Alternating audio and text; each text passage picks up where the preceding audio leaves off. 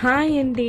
నేను మీ రాధ. ఇవాళ simple and టేస్టీగా స్వీట్ కార్న్ చాట్ ఎలా చేసుకోవాలో చూసేయండి. ముందుగా మన ఫ్రిడ్జ్‌లో ఉండే వెజ్జీస్ ఏమైనా సరే కట్ చేసుకోండి నీట్‌గా. ఆ తర్వాత మెయిన్ ఇంగ్రీడియంట్స్ స్వీట్ కార్న్‌ని, ఆ పప్పులన్నీ నీట్‌గా వలుచుకొని, ఒక గ్లాస్ వాటర్ కుక్కర్‌లో వేసుకొని, ఒక 5 విజిల్స్ వచ్చే వరకు బాగా పప్పులనైతే ఉడికించుకోండి. తర్వాత కుక్కర్ విజిల్‌ని మొత్తం ఎగరగొట్టేసి, నీట్‌గా ఈ స్వీట్ కార్న్‌ని మొత్తం స్ట్రెయిన్ చేసుకొని ఒక 5 మినిట్స్ పక్కన పెట్టుకొని ఒక మిక్సింగ్ బౌల్ అయితే వేసుకోండి.